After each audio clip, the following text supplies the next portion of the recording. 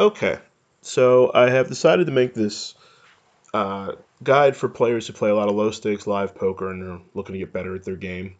Um, and it comes from sort of a compilation of things I've gone over with a lot of people that I've worked with along the way, and things that I used to make mistakes on, and really just reoccurring trends I see at players who need to improve.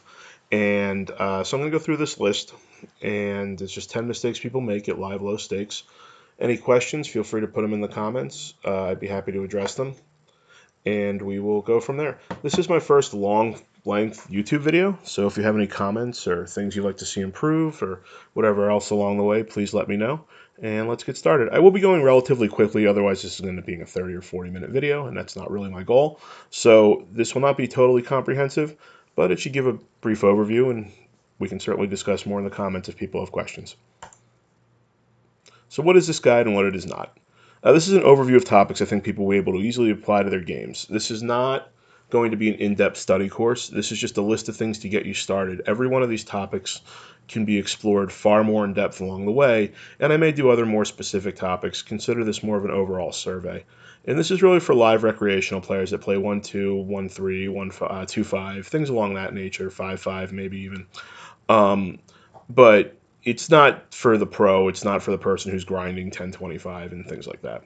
This is not a super deep dive into strategy. It's just an overview of the common errors I see. It's also not aimed at the best players. If you're crushing live poker or an online pro or serious reg, this probably isn't the guide you need. There's plenty of content for you on the web. I may put some up at some point if people request that. But right now, this is the basics. I am aware that some of the things I say here might be exploitable and are not from an optimal strategy standpoint, but that's not really the aim of this guide. So, that's that. This also isn't a basic primer on the rules of poker. I do assume that people understand what positions are, some of the basic terminology, things of that nature. I'm not teaching you, hand strength order and things along that line. So if that's what you need, by all means, learn that and then come take a look at this guide, and there should be some content for you that'll help after that. And the order of this list is not nearly as important as the information. It's just the order I put it in. I do think number one is probably the most important, but again, I didn't put a lot of time or effort into ordering properly, or ordering based on anything other than the stuff I came up with. So here we go. Number 10, and this is true of a lot of aspects of life, people have a very hard time admitting that they're bad. It's an ego hit to admit we're bad at something. It's not easy. It's a very difficult first step, but it's also a very necessary first step if we really want to improve in any way at aspects of really anything that's complicated. Poker, I see it all the time. People have been playing poker for a long time, so they assume they're good. This really isn't the case. As it says down here, the opposite can actually be true if you're just hammering bad habits in over years and years and years. And the fact is, most poker players are losing players. It's somewhere between 90 and 95%, depending on what numbers you want to go by. Um, and within that 90 to 95% of losing players, live low stakes players are almost invariably terrible at poker. There is rare exception of some kid in college who's studying heavily and just doesn't have a lot of the bankroll yet, and there may be other exceptions along the way. I'm not saying they don't exist, but almost everybody at low stakes doesn't even have the basic fundamentals of poker down. They think they do, they don't. Um, and like most things, people just hate admitting they're bad at things. It's very difficult for us to admit that. But to do that is the first step to improving. It's not a negative, it's just a starting point. So admit that you have a lot to learn, and you'll have an easier time learning it. Here's another one I see all the time. People don't pay attention to anything at a poker table. They'll have their phones out in front of them. They will be only engaged in conversation. They'll be reading a magazine. They'll be talking to friends. Anything. There's a million things going on that is not them focusing on the game. And then you notice if you ask these people to relay information that they should have in every single hand of poker, like how many players were in the hand, what position were you in, what was the pot size, things along those lines, what were their starting stacks, all of those things which should be able to be rattled off, they don't even know. And that doesn't even come down to a deep strategy issue. It's just people not paying attention to the very, very basics along the way. And this isn't a talent level thing either. People can teach, anyone can pay attention. This isn't a theory thing. You don't have to spend 100 hours studying poker to understand this. Just pay attention to the game at hand. So if you can't do that, well, being on the phone or drinking is a big one, or watching whatever games on the TV, then really try and take a step back from those other activities and focus on the game you're playing. Number 8 is people play too many hands. The vast majority of low stakes players play way too many hands. Um, Live poker has a high rake, which means the amount of money the house takes out of the pot is a lot compared to an online game. And that adds up quickly, and it should really limit the amount of hands we play because the hands that would be profitable without rake very, very quickly can become unprofitable with those heavy rakes. Also, raise sizes at a live game tend to be extremely high. So it'll be a 6x raise to $12. There can be a high rake of $5 to $6 or more. And our pre-flop ranges should be pretty narrow. And people almost invariably call too wide. They also open too wide, but even worse, they call too wide. At least opening, you can win the hand that way. Calling is just creating larger pots with these moderate strength hands. And this is where a lot of people lose a lot of money. And it doesn't. And a lot of times they don't feel like they're losing a lot of money because what'll happen is someone will open at $12. They'll flat with ace-9 offsuit in middle position. The flop will miss and they'll fold. So they don't remember that pot because it's not as it doesn't leave as much of an impression as a 500 big blind pot or something like that. But this is where a lot of money is lost in these spots where really we should just be folding and moving on to the next hand. And this this all boils down to lack of positional awareness and no adjustments based on it. And this just costs a ton of money over time for a lot of live players. This is a massive leak, and it's one of the things that people can tighten themselves up. And I understand that a lot of it is people just get bored because live poker is a slow game. But from a let's make money standpoint, these extra hands that people are playing are all costing money. At a very basic level, if you're looking for a charts, Upswing gives away some pretty good free ones. As you get better, charts will become less and less relevant. You'll just kind of understand what your range looks like in different places. But there's nothing wrong with having them to study or to implement in your game as you start out. Do not bring them with you to the table. I have seen that from time to time, and I really, really don't advise that. Um, yeah, number 7. And this is kind of tied into the last one, but people limp way too much at low stakes live. You'll see 6, 7, 8 limps a hand sometimes. And let's talk about why limping is bad. And here's a few of the big ones. There's a lot of reasons you could put on this list, but here's some big ones. You can't win when you limp. Like I said earlier, this is a high rate game. Winning pots pre-flop is unraked money, and that's great. So a lot of times with like the middle strength parts of our range, we're fine with winning the pot pre-flop. In fact, it's great. So limping doesn't allow us to do that. It just takes that way of winning out because at least the big blind's going to be in the hand. Another thing is you end up in multi-way pots with extremely complicated decision points due to the pot size versus the effective stacks, which lets us make bigger mistakes. So the SPR, which is stack the pot ratio, I'll go over a little bit later more, really just means the amount of money in the pot versus how much money is in the effective stacks. Now, if we raise pre-flop and there's multiple people, that number shrinks because the pot's bigger and the stacks are smaller. When we're in these smaller SPR spots, it is way harder to make large mistakes because we do want to be getting the money in a lot of the time. In these large SPRs of 10, 20, 30 that happen with these limp pots, the mistakes we can make become absolutely massive, and you're in a very, very complicated spot. And the part of the reason we're there is because of the limping. And now most of the times people do this, they're telling people their hand strength is relatively weak. So let's say somebody opens their strong hands and limps their medium strength hands, which you see a lot of the time. We've now broadcast to anybody who's paying even remote attention that when we limp, we have a moderately weak hand.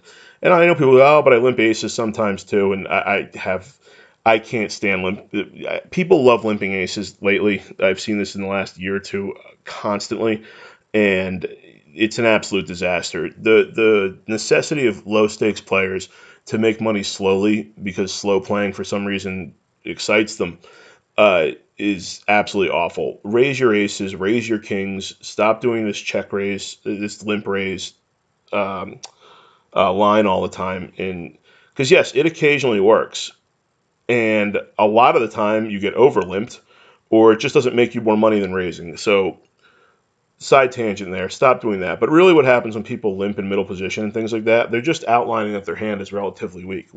And that's really not where we want to be. And then the high rake environment makes limping even worse than it intrinsically is in an unraked environment. Because, like I said earlier, we want to play for unraked money as often as possible. And if we win pre-flop or max out the rake drop by playing larger pots, we're going to be doing that, and limping does not allow us to do either. So, in short, there are times limping is okay. I'm not saying it's never right, but if you never limp, you'll be right way more often than you're wrong, and you're going to find yourself in way less complicated scenarios. All right, let's look at live tells. Now, a thing about live tells, they are overrated. Tells aren't meaningless, but bad players love to overstate how important they are. But they do absolutely exist. So let's look at a couple ones in changes in behavior that I see a lot at low stakes. People act relaxed when they're weak. Bluffing players will often lean back in chairs and try to look casual. This happens all the time. This also, they'll jam in and they'll just lean back in their chair and they'll start looking around the room and not keeping their eye in one place. This is almost invariant. This is very, very heavy toward bluffs unless you've seen them do elsewise. Um, and really, you should be acting the same no matter what action you take. Anything else you're doing is wrong. That's why I can't stand speech play out of weaker players because they're not balancing it. It's just them talking when they're uncomfortable. Acting weak when strong. The old time to go home speech we've all heard. Anyone who's played any amount of live poker has heard. They'll shove and then put one arm in their jacket and say time to go home. This is almost the absolute stone cold nuts every single time.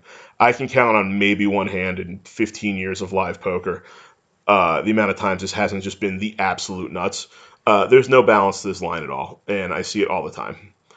People act very fast when they bluff because they're not actually thinking about how much money they want to win. They're just jamming money in the pot. This happens a lot on rivers. Somebody will brick like a flush draw and just immediately bet like 100 or whatever, some amount of big money into the pot that looks like a lot, but it's really just so quick and it's generally bluffing. This isn't always true with jams, but it still leans toward bluffing. Um, and looking at chip stacks immediately is a general indicator of strength. If they look at their cards and look at their hand, look at their cards, look at their hand, look at their chips, um, that's usually stronger. Now, I don't want to. People should not give too much into other people's live tells. It's more of a if a decision point is close, the live tell can be what pushes you over the edge in one direction or the other. That being said, we should be aware of what we're doing and what information we're conveying as we play. And this is really where you want to maintain a consistent baseline of behavior no matter what you're doing. So if you talk a lot during hands, talk a lot during all your hands. If you don't talk during hands, don't talk during any of your hands. Things along those lines. Just be very cognizant of what you are doing at the table. But, all right, and here's a more, I guess, the one that people really tend to neglect because they don't want to do the work. And this is that people just don't understand the most basic poker math. Now, if you want to pause this slide and go through this, there's some basic level stuff here. But what I would advise is just going around the internet, and you can find info on almost all of this in depth. I just want to point out that you need to know this basic math. Poker math at a high level gets very, very complicated, or at least more complicated. I'm sure if you're very good at math, it's not that complicated, but I'm not. Um, we're beating low stakes live. The math you need is simple. There's a couple things you understand on every hand, which is number one is pot odds, which is pot odds is what allows us to know if we're in a position where we should call on a hand. So it breaks down our odds to win the hand to a percentage, and then we match our range up to their range in practice and find out if a call is profitable in that spot. There are tons of tutorials on pot odds on the internet. Again, Upswing has a pretty good one, but I mean you can find this anywhere. This is not uncommon information. So learn this, understand it. It has to be second nature because you can't get better at poker till you get this. So drill 100 problems, drill 1,000 problems. I don't care. Get it down. Counting outs. You should know how many outs you have post flop on a basic level at all times, because you can't. You have to know what you're looking at for percentage wise of what cards are going to help you win the hand. Now you need that to do your basic calling math, raising math, things like that. So this is more of an awareness than a basic math point. And I think upon retrospect, I probably would have put that more in that slide, but whatever. You need to know this. Then your stack to pot ratio, and this sounds complicated, but it's not at all. It's just the effective stack to pot size. And you can see an example down here. But understand these here. There are other math that will certainly help you, but really pot odds is going to be the main one that you absolutely have to understand. Implied odds can be important too. I don't put a ton of stock in them because they take a lot of assumption into play, and I don't really like assuming too much. Um, the same thing with reverse implied and things like that. I know there's a lot of writing on the internet about that stuff. It's not that it's meaningless, it's just that your time can be better spent focused elsewhere when you're getting started. Number 4, people don't understand sample size or variance. So this is like, somebody loses 3 sessions in a row, and they're on massive tilt, or someone loses 10 sessions in a row. The amount of hands you play in live poker is so small. So live play sees roughly 30 hands per hour, 35 with a good deal, or 25 with a slow table. This means that if you're, a rec player playing 200 hours a year, you're only seeing about 6,000 hands a year. That sample size is so minuscule that your win rate is really not useful. So what's important, instead of focusing on these sample sizes and in trying to determine your exact win rate and these things that people spend so much time on, is trying to get better. And I know it sounds simple, but people say, "Oh, my win rate's at this." All that stuff is going to swing drastically over time as you play poker. You'll have 3, 4, 5 month stretches where your win rate and your win rate over those time periods are completely differentiated from each other over massive, massive amounts. It really takes 50,000 to 100,000 hands to really start to get any idea of where you're at, and it really should be 500,000 hands. Like, the amount of variance of poker cannot be understated, and if you're playing games like PLO or something like that, it's even more. But just don't. The short-term variance and the short-term sample size will tilt people on a massive level, and it's not something that you can control, and it's not something that and you really want to be looking for mistakes, not overall trends on these short-term things. All right, being results oriented. This also sort of ties to the last one. Bad players are extremely results oriented. There's a really blatant offender of this. I should have called because my hand would have flopped the full house. But there's a lot more than that. There's people looking at hands they won and not in sort of, oh, I won that hand, I played it well, or hands they lost and going, oh, I got sucked out on the river there, when really maybe they made a mistake on the flop or the turn. And not in taking the results out of your study and looking far more at the decision point is going to make you better at not only poker but really anything. The result of something is going to be based on the actions you take plus a level of variance or random generation. What I mean by that is, you could do let's take a very simple example. You have aces pre-flop. Your opponent has 2-7 offsuit. You know that they call any bet you make, so you jam your aces pre-flop and they call, and the flop comes deuce 7-7 and you lose. Focusing on the fact that you lost is obviously extremely unimportant, because the only thing that matters is that the decision process was correct. You want to apply that thought pattern to all of your study. And a lot of times it's going to be way more nuanced and harder to find. And as you get better at the game, you'll start to see where your mistakes are influencing um, the results versus the results being whereas the results influencing your decisions, vice versa. The results are not what makes us make decisions; it's the other way around. I hope that was clear. It's kind of a hard thing to explain, but you really have to get past that baseline of thinking. All right, and here's the other one. People default to extremes. Most people find a play style that they're comfortable with, and it's usually too light, too loose, too tight, extremely aggressive, etc. And they just focus on and they fall on the extreme end of that spectrum and stay there. And they don't change their game. They don't make any meaningful adjustments while at the table. They're going to play their way no matter what happens. And now, at very low stakes live, people don't take advantage of this too much because they simply don't have the knowledge or the capabilities of doing so. So you can almost get away with it. But as you get better, people will notice these extremes extremely very quickly, and they'll be able to exploit that gameplay, over time for a lot. Um,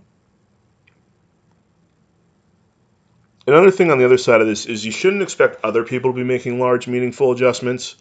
And we shouldn't be over assuming things in that line. So what I mean by that is, I'll see a lot of new players say like, uh, well, I have a tight image or I have a loose image, so I did this because of my image. We're taking this massive assumption that players at 1-2 and 1-3 live games and even 2-5 games are paying any attention to what we're doing.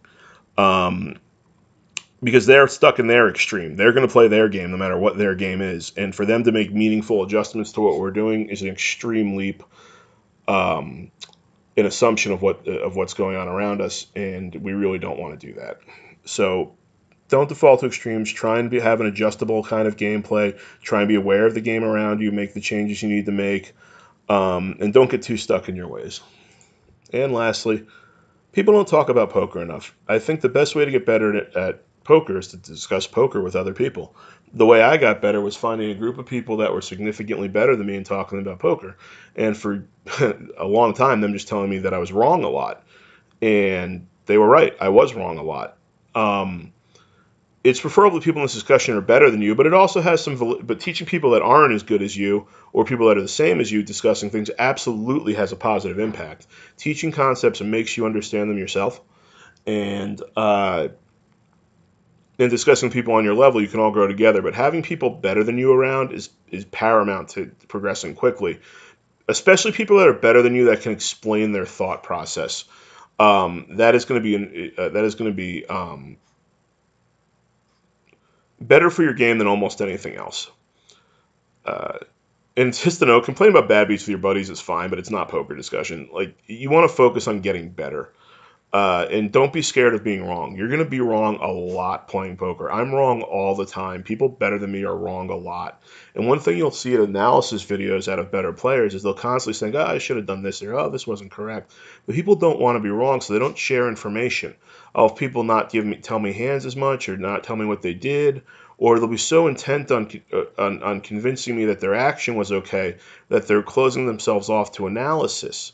Uh, Poker is hard. The game is extremely difficult, and it just gets almost harder as you go along because it gets more complicated. You have to think about more things at once. So, being scared of being wrong is going to stunt your growth in poker and really any deep strategic uh, game or whatever life thing that you're involved in. So don't be afraid of being wrong. Talk to people about poker. And all of these are going to help your 1-2 live low limit game. Um, there are no shortcuts. Every one of these on here is just a very brief overview of what you need to do that. But if you combine them all and you really focus on getting better and you stress the mental game of poker as much as you stress, studying, very basic theory, you're going to see your win rate go up relatively quickly. If you like the video, press like. If you have any questions, put them in the comments. I think I'm going to start doing some more videos, some hand reviews, maybe some deeper theory discussion, things like that. But I really just wanted to get a YouTube video up and see how it came out and see if people liked it and go from there. So thank you for watching, and press that like button or subscribe, and any other comments, right in the comment section. Thank you and have a good day.